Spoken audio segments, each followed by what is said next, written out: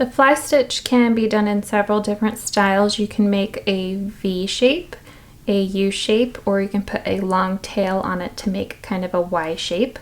So to do the fly stitch, bring your needle up on the top left of your V, go a long stitch length to the right, and go down on your fabric and leave a loop on the top.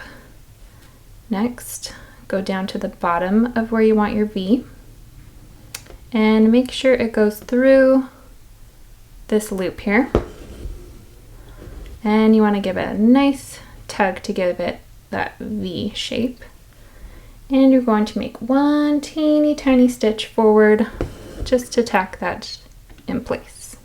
To make one that looks more like a U, you're going to bring your needle up on the left of the U, bring it down on the top right,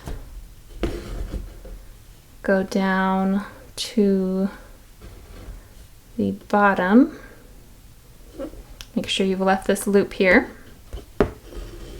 bring it up through the loop, and don't pull it quite as tight so it will maintain that U shape, and then go one tiny stitch length forward to tack that in place. And now for the long-tailed fly stitch,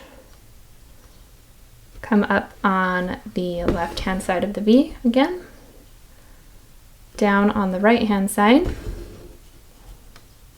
leave the loop, come up in the middle at the base of the V through this loop, give it a nice tug, and then all you're going to do, instead of making these tiny stitches forward, you're going to make a longer stitch forward. So there you go, super simple, super straightforward. I used a lot of the U-shaped ones to make a scallop on a mermaid tail pattern that I did before. I've also got a video for that. So if you'd like to see a video of them all kind of linked together making a scallop formation, I will leave a link in the description for that video. And that is how you do the fly stitch.